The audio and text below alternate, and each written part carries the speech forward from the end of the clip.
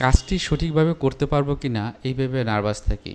এর কারণ ও সমাধান কি, বিষয়টি নিয়ে কথা বলবো আমি কাউন্সেলিং সাইকোলজিস্ট আসাদুজ্জামান রাজু। কাজের দায়িত্ব অনেক সময় কিন্তু আমরা প্রেশার ফিল করি, ভয় ফিল করি, আশঙ্কা ফিল করি। কাজটি করতে পারবো, বিভিন্ন রকমের সন্দেহ কাজ করে।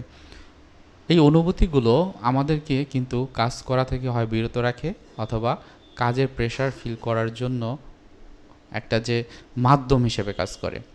এখন কেন কাজের আগে নার্ভাসনেস হয় সেটা কি আপনারা জানেন? প্রথমত পারফেকশনিজম, অর্থাৎ প্রত্যেকটা বিষয় আমার পারফেক্টলি করতে হবে, ভালোভাবে করতে হবে, 10-এ 10 পেতে হবে। যে কাজটি করার সেটাই আমি আমি করব, আমি একাই করব। তো এই যে পারফেক্ট হওয়ার, এটা কিন্তু একটা নার্ভাসনেস হওয়ার অন্যতম কারণ। অনেক সময় ব্যর্থতার আশঙ্কা, অর্থাৎ আমি ব্যর্থ হতে চাই না, আমার লাইফে কখনো ব্যর্থতা আমি দেখতে চাই না। এটাও আপনার ক্ষেত্রে নার্ভাসনেসকে বাড়িয়ে দিতে পারে। অভিজ্ঞতার অভাব, হয়তো আমি একটা কাজ করব কিন্তু আমি তো কখনো এটি করিনি, এখন নতুন যেহেতু নার্ভাসনেস আমার হতেই পারে। হয়তো আমার প্রেজেন্টেশন কখনোই দেইনি, কোনো একটা জব যাওয়া করার ক্ষেত্রে মানুষের সাথে মিশতে হয়, কখনো আমি এভাবে মিশিনি, তো সেক্ষেত্রে আমার নার্ভাসনেসটা হতে পারে। এমন হতে পারে যে অতিরিক্ত চাপ, অর্থাৎ আমার সবসময় মেন্টাল প্রেশার থাকে। সো সেই ক্ষেত্রে কী হয়, আমি মানুষের সাথে মেশা বা মিশতে গিয়ে যে কাজগুলো সেগুলো আমি করতে পারি না, কারণ আমার ভিতরে অ্যাংজাইটি বা উদ্বিগ্নতা থাকে। কাজের সময় নার্ভাসনেস কমানোর কী উপায় আছে? অর্থাৎ আমি কাজ করব, তখনই তো নার্ভাসটা লাগে, তখন কি করবেন? প্রথম হলো পরিকল্পনা করা। আপনার কি কাজ, কাজের প্রক্রিয়াটা কি, সময়সূচি কখন করবেন, প্রতিটি পদক্ষেপ কিভাবে সম্পাদন করবেন, একটু দরকার হয় লিখে ফেলেন এবং সেই অনুযায়ী কাজ করেন। এই সিম্পল জিনিসটি দেখবেন আপনার নার্ভাসনেসটা অনেক কমিয়ে দেবে। হয়তো এমন হতে পারে যে আপনার লক্ষ্যটা অনেক বড়, ওই লক্ষ্য বড় লক্ষ্য নিয়ে আপনার না গিয়ে বরং লক্ষ্যটাকে একটু ছোট ছোট করে সামনের দিকে আগান, দেখবেন আপনার কাজ খুব সহজ হয়ে যাবে, আপনি সব কিছু ঠিক মতো করতে পারবেন। ইতিবাচক চিন্তার কথা আমরা বলি, এটা হলো প্র্যাকটিসের বিষয়। গ্রাজুয়ালি প্র্যাকটিস করবেন, সব কিছুতে নেগেটিভ চিন্তা না করে ওটার পজিটিভ কী আছে সেটা একটু বের করতে পারেন। আমরা যাদের সাথে মিশি সবাই যে পজিটিভ হবে ব্যাপারটা এমন না, যারা নেগেটিভ তাদের কাছ থেকে আমরা অনেক কিছু শিখতে পারি। সেই শেখার যে জায়গাটা সেটাও কিন্তু আমার জায়গা থেকে তৈরি করে নিতে হবে। তারপর বলবো প্রিপারেশন বা প্রস্তুতি নিন। যে কোনো কাজ করবেন, কাজ শুরু করার আগে একটা প্রস্তুতি নেবেন যে আমি এটা এভাবে করতে চাই, এটা এভাবে করতে চাই। যদি না করতে পারেন তাহলে কিন্তু দেখবেন ওইখানে যেয়ে আপনার একটা নার্ভাসনেস লাগবে। দরকার হয় আপনি একটু এই প্রস্তুতির জায়গাতে হয়তো একটু রিহার্সাল করতে পারেন, বা আপনি একটা জায়গাতে যাবেন, কিভাবে যাবেন, নার্ভাস লাগছে, তখন ওখানে কিভাবে যায় দু একজনের কাছে ফোন করে আপনি জেনে নিতে পারেন।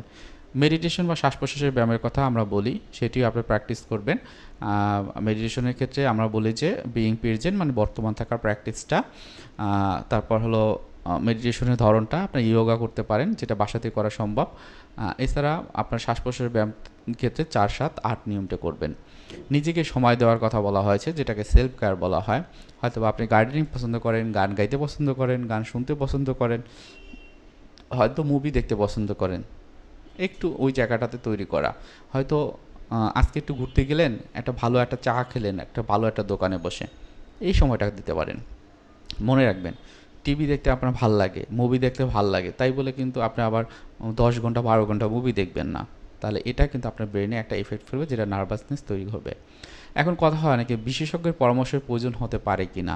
প্রশ্নের উত্তর এটাই, যদি এমন হয় যে আপনার অবস্থা এতটাই, আপনি কোনো কাজ করতে পারেন না, কোনো কাজ কোনো একটা বিষয় যে আপনি একটা আপনার স্কিলটা আপনি খাটাবেন সেটাও আপনি পারছেন না। কীরকম? হয়তো আপনি পড়াশোনা অনার্স মাস্টার্স করে ফেলছেন, কিন্তু এখন নার্ভাস লাগে। আপনি কোনো একটা চাকরিতে যাবেন, যাচ্ছেন না, ভয় লাগছে, তখন কি করবেন? এভাবে কি চাকরি ছাড়া থাকবেন? সেটা যেন না হয়। যদি এমনই হয় আমি পারছি না, আমি কোনো জায়গায় অ্যাপ্লাই করি না, কোনো জায়গাতে যাই না মানুষের সাথে, তখন আপনার যার দরকার হবে আপনি হয়তো একজন ক্লিনিক্যাল বা কাউন্সেলিং সাইকোলজিস্টের কাছে যেতে পারেন। অনেক ক্ষেত্রে অস্থিরতা বা মানসিক চাপ যদি বেশি থাকে, সেক্ষেত্রে তারাও একজন সাইকিয়াট্রিস্টের কাছেও রেফার করতে পারে। সো এভাবে আপনার চিকিৎসাটি নিলে বা আপনার প্রবলেমের সলিউশন যদি আপনি খোঁজেন, আশা করব আপনার এই প্রবলেমটি 100% আপনি ভালো হয়ে যাবেন, কারণ এছাড়া আর কিছু নেই। সর্বশেষ আপনি কার কাছে যাবেন সেটাও তো আপনি জেনে গেলেন। সো এগুলো প্র্যাকটিস করেন, দেখবেন আপনি আস্তে আস্তে ভালো থাকবেন। আমি 7টা যে এই সমাধানের যে উপায় সেগুলো বললাম, আশা করব এগুলো কাজে লাগবে। আজকে ভিডিওটি এখানে রাখছি। আসসালামু আলাইকুম।